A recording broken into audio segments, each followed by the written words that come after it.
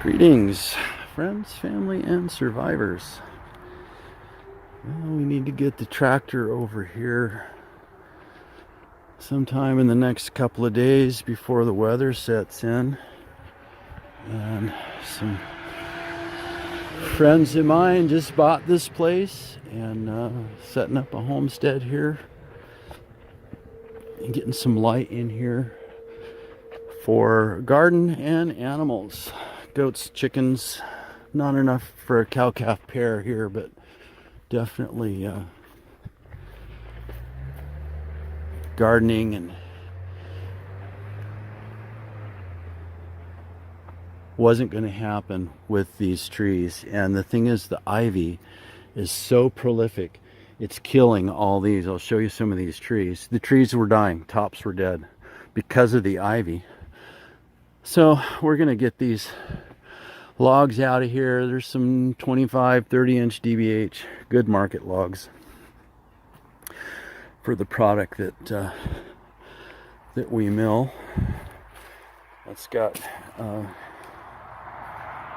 all 1x12s in that log.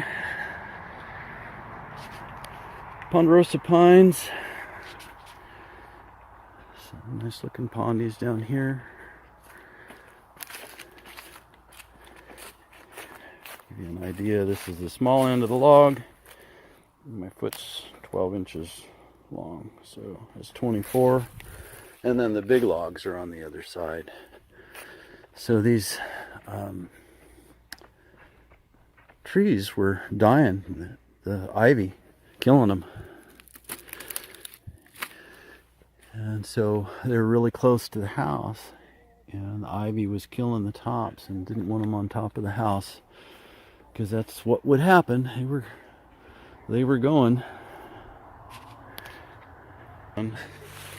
So folks, you tell me what it's going to be like milling logs that are just literally covered with.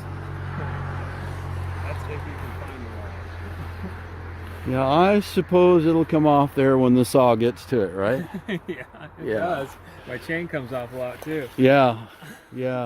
So all these trees were right up against the house, and the ivy was killing all of it. Mm-hmm.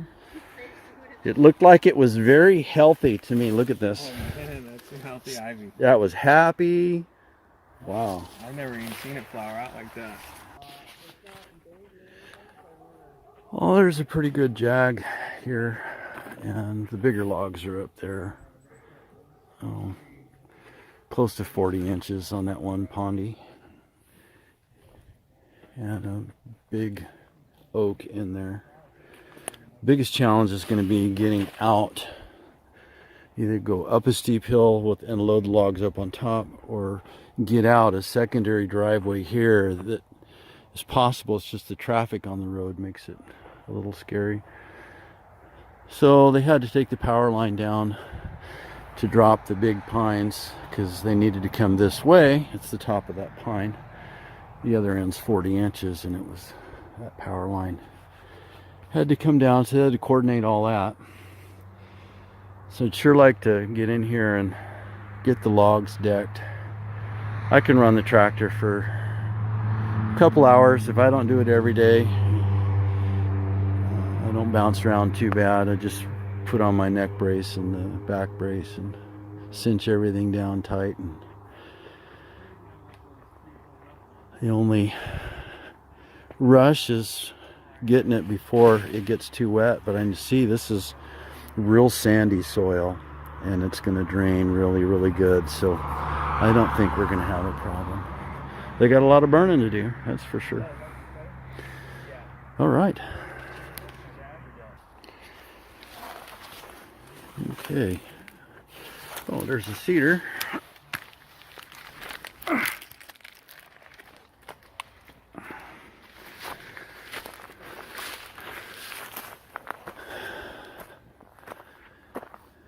It's a nice looking log. Oh, I'm thinking 8 loads on the trailer. Probably 12 if I use just a flatbed truck. That's what I'm going to have to figure out. All right, well, having fun. Hope you guys are. Have a blessed day. Well, we're getting started. Got a lot to go.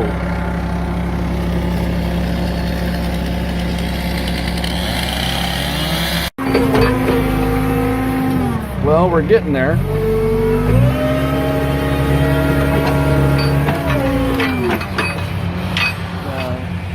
Three dead Ponderosa pines that are flagged out. All really nice siding for us, 1x12. We're getting closer.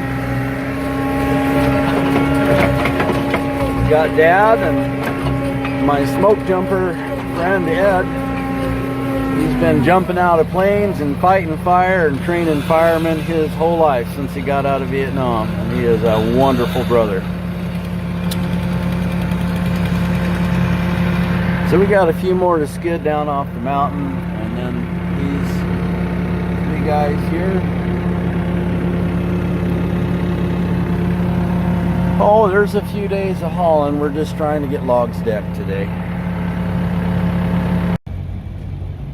Greetings, family, friends, and survivors. I think we're about half done. Got about half the logs home. And my boys are helping me. We got 3 rigs hauling, and it's gonna take, we got 2 more loads, I think. See how it goes. I don't have to take all of it. Do firewood out, some of that whole pile's firewood, and some of these smaller logs I could leave those. Oh, I think we'll just load out one more and then maybe back haul 1 load when we come after the tractor. They've got some sunlight now for their homestead. That is a very good thing. Okay. I was gonna tell you that, but I was like, God, he won't change the bucket. No. What do you think, Daver? A lot of work, man. Couldn't get that pin down Which one? on the left. Well, got a little mowing done. The front pasture is mowed. Both sides of the creek. Still have another 14 acres to go, but I think I'll let it rain one more time. Got some logs in. I need to get these decked. Get them underwater.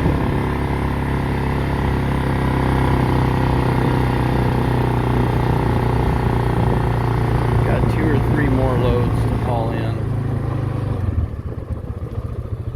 Got a digger squirrel in there already. 2 or 3 more loads to haul in, and we should be done. Well, that's not true. There's another. Oh, that front piece of property. There's probably about 4,000 feet. Bigger than that. Which one? That one. And some of it's fir, which is good. We need a 24-footer for the front of the shop to go in front of the sawmill. But I think I'll let it. I got the bunch grass mowed up there, and Sage came and mowed that weed eater at the front of the hill there and in front of the shop, and that helps so much. It's hard to stand on. And he knocked it out so fast. And I mowed the bunch grass with the mower, and I'll let it rain one more time, and we'll do it all at once. That's the plan. Have a blessed day. Seems to me I got room right here, so I can move logs, throw a couple more bunks down, and come all the way over here. So I just have to get 42 logs.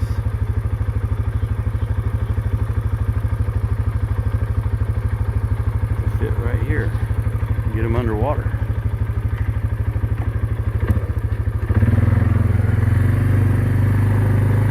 That'll work. And this is fir.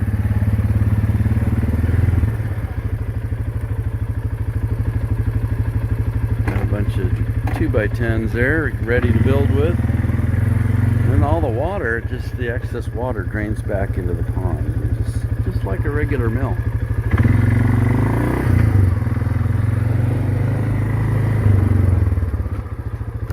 Go up here and take a look.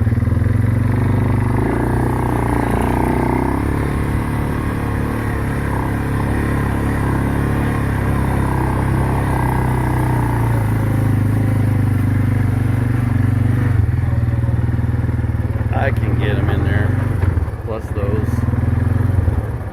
It's the other 6,000 feet from the front property that's coming over. That's going to be the challenge, where to put that. And then there's two more loads out there. I have to probably go out and end seal them there.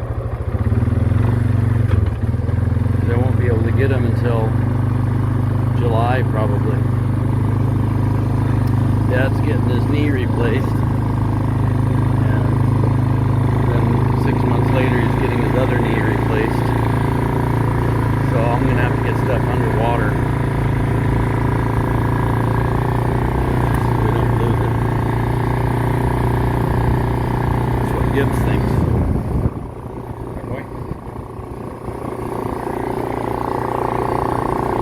Stayed on that mower for an hour and a half, bouncing around on the mower on the back of the quad while I was mowing. Wherever I go, there he is. All right. Family, friends, and survivors. That's a good jag of sugar pine logs there. Well, that's some pretty good looking stuff. Just a little bit of blue. Nice sugar pines.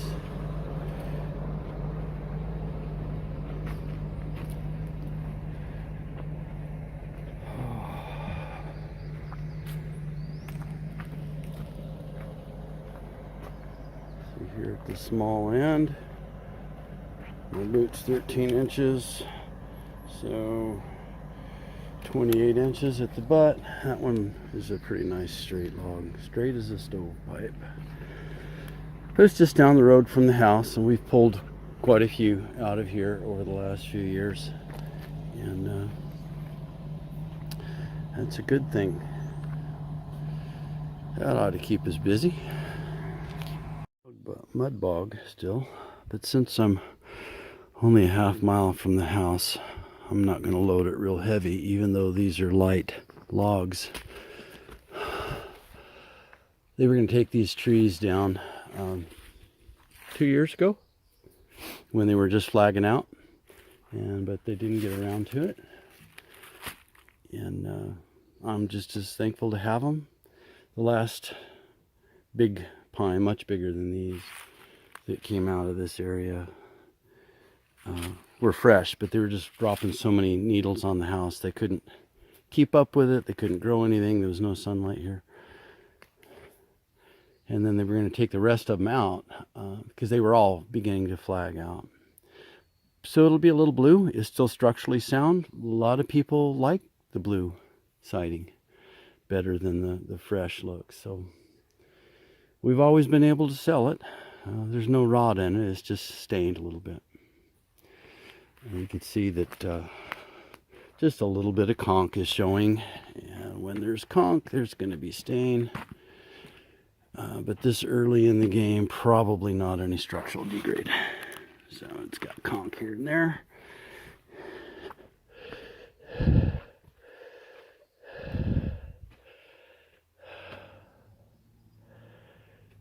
We'll see what they look like when we open them up. All right. Onward and upward. Okay, we're home.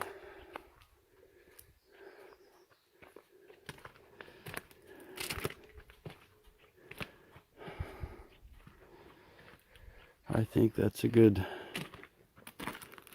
couple hours.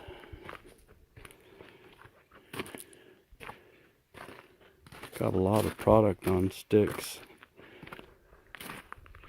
already. That's all fencing material there.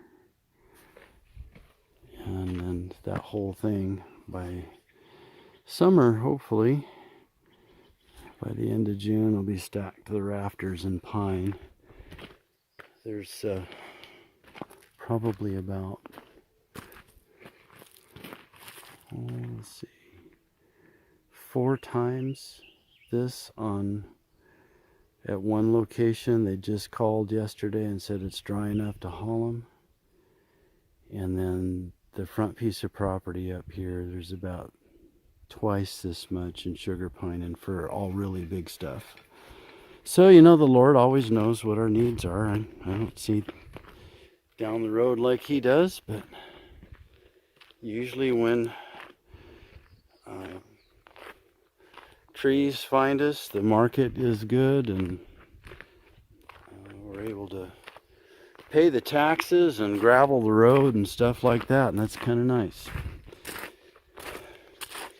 And I'm always thinking about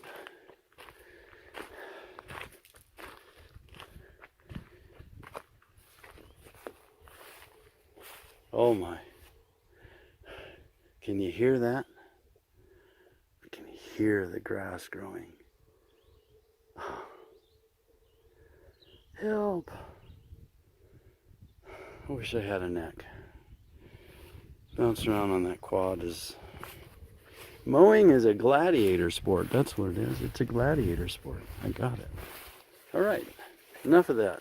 Almost sounded like I was complaining for a minute, but look at that jump out of the ground. Oh, yes, you know we want to put a cow-calf pair on this, and that's what all that fencing is about. And we actually have some volunteer help to put the fence up by a rancher who grew up in Texas doing that, and we're going to help him out with some stuff out at the ranch, and he'll bring a crew out and put up the fence, and we can grow some beef. That's a good thing. Yeah, this bunch grass, you got to mow it now, or it really gets tough to mow. All right, I gotta go get my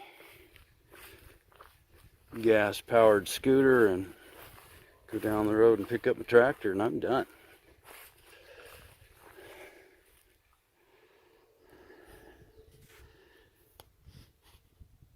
Have a blessed day.